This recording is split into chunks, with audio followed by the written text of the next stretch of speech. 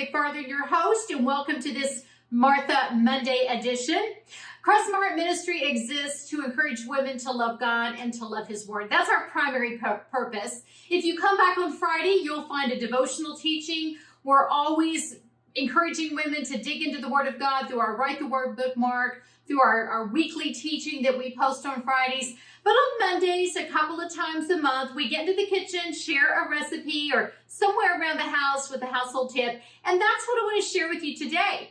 As Thanksgiving approaches and it's almost here, I'm sure you're opening up your cookbook. You're pulling out all of those once-a-year recipes that your family loves.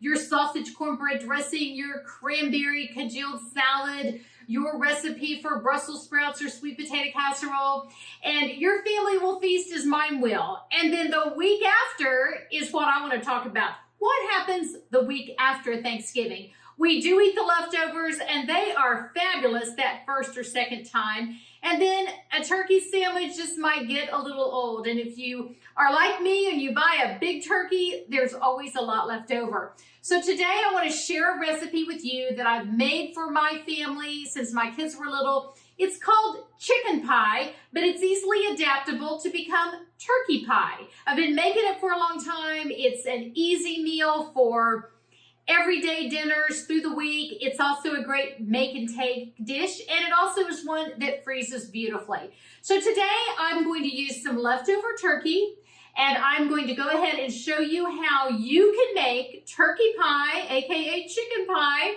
and use up your leftovers. It's a pretty simple recipe, goes together very quickly. I've done some pre-work ahead of time, so here we go. I have diced up 4 cups of turkey. Now, again, you can do this during the year and use chicken breasts as well, but I've got 4 cups of turkey. I'm going to go ahead, this has already been cooked, of course, and chopped and ready to go. I'm going to heat up 1 can of cream of chicken soup and 1.5 cups of chicken broth. And so I didn't have chicken broth on my pantry shelf, so I did a little shortcut here and used a couple of bouillon cubes with some hot water. So those have dissolved, but I'm going to get over here to the stove. I'm going to put in, let me do the cream of chicken soup first. I'm going to go and take the lid off of this. And so the first thing you do is just heat this up until it is boiling. I got my little pot scraper here to get all of my cream of chicken soup out.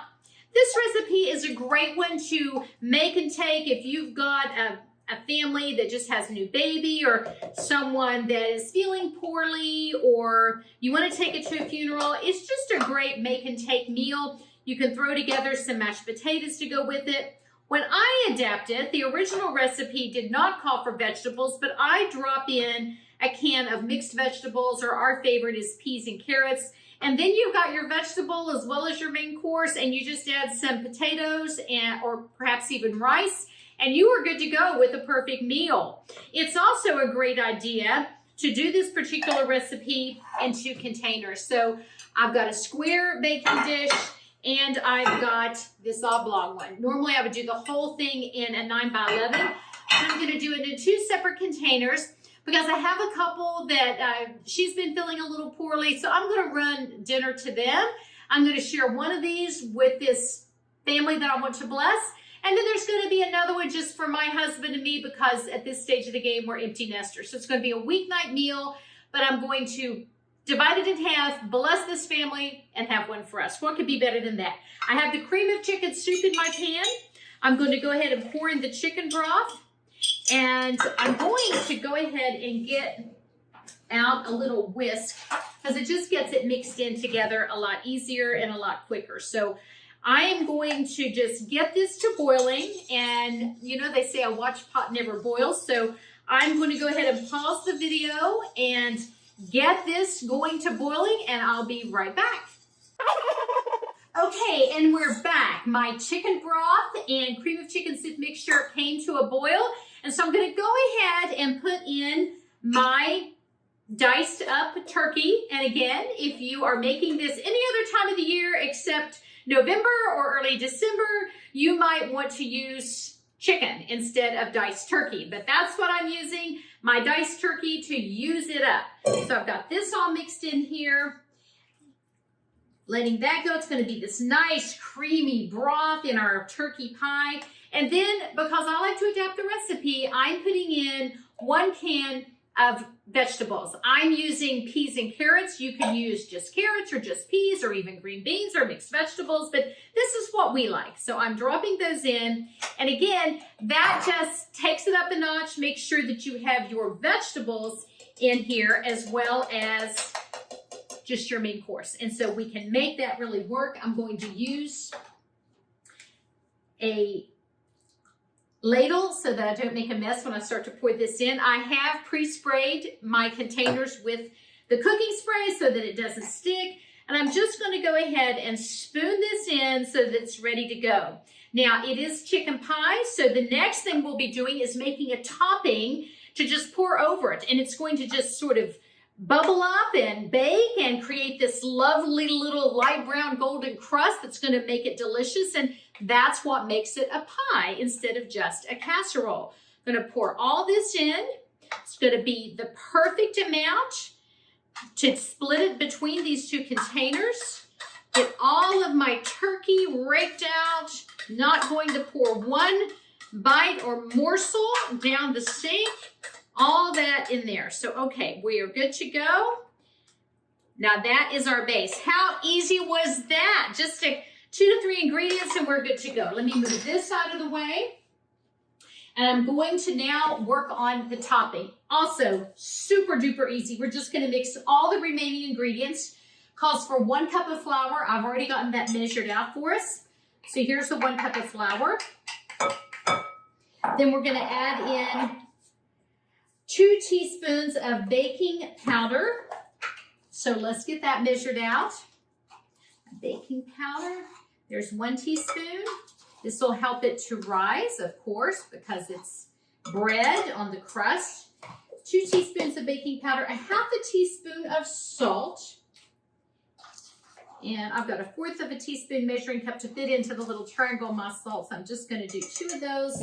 So there's my 1/2 teaspoon of salt. It just says pepper to taste. I think the pepper gives it a little color, so I'm just going to give it a twist and put on a little pepper. We're not really measuring the pepper. So that's all just sort of gets mixed together pretty well. And the only thing left to add is the butter and a cup of milk. So I'm going to mix in my butter. Calls for a stick of butter. I've already done my stick of butter. I've got it all melted and ready to go. I'm just going to pour this in. 1 stick of butter. Gives it that rich flavor. And then finally, we're going to add 1 cup of milk. This just all gets mixed together. And as soon as we get that completed, combine it all together, we're going to pour this over the chicken mixture. And it's just going to, oh, there's my oven all preheated. So it's ready when we are. When we get all this mixed together, pour it over, it just sort of is going to look a little odd, like it's just sort of going to make a little trail of the mixture and it won't completely cover the top. And you'll think, is that right? Am I supposed to have more of this? But trust me, once it starts to bake, it'll just all flow together, bubble up together, and make this lovely little crust that will completely cover your chicken pie. And it will be absolutely delicious. When I make this, and it's just the 2 of us, I do go ahead and bake it in 2 containers because when you make a whole recipe for just the 2 of you, you do find that you sort of get tired of it before it's really still able to be eaten. So I do it in 2 containers and just put a nice top on 1 of them, make sure it's airtight after it cools, and just put it in the freezer, and then it's easy to warm up later, and we are good to go. So here we go. I'm going to go ahead and just pour this on the top. Let me move all my little utensils and things out of the way so you can see me do this. I'll do it on this one because it's kind of clear. And you can see that it's just very liquidy, and I'm just sort of going to pour. And like I said, it will just, it doesn't look like it's completely covered, as you can tell, but it's just going to bubble up as the crust bakes and the bread bakes, creates this breaded sort of topping, and it will be absolutely perfect. So just going to rake the rest of this out here. Wanted to make sure I had enough for both containers. That's what's a little dicey, is making sure you don't overdo. Let me get my spatula and rake the rest of this out. I'm going to pop this in the oven that I preheated to 375, and it's going to bake for about 25 minutes, I think. I'm just going to check that for sure because I copied this recipe and it looks like I cut off the time. So I will confirm that and let you know for sure. This is what happens when you do things live. It's not always exactly perfect. But after this comes out of the oven, I'll take a picture and we'll make sure that Brian drops that picture into the screen so you can see exactly what it looks like. But for right now, that is it, folks. It went together so quickly and so easily. And so you can see what a great meal that is to use up your leftover turkey. Makes a great meal with chicken or with the turkey to make and take. When you need to take a meal to someone, it's going to transport nicely because after the crust bakes, it's sort of going to hold together nicely. It's not going to be something real soupy that's going to spill out in your car. Well, I hope that you enjoy it. Leave me a thumbs up if you plan to try this recipe, and leave me a note below and let me know that it was yummy or you liked it or you plan to try it if it's going to make it into your recipe rotation. Thanks so much for spending part of your day with us, for viewing our channel. If you haven't yet subscribed, please click that big red subscribe button. It's a blessing to us, doesn't cost you anything, and just an encouragement to us as we keep going and trying to bring new recipes and new information that we hope blesses you and your family. Happy Thanksgiving, my friends, from all of us here at Cross of Our Heart Ministry to you and your family.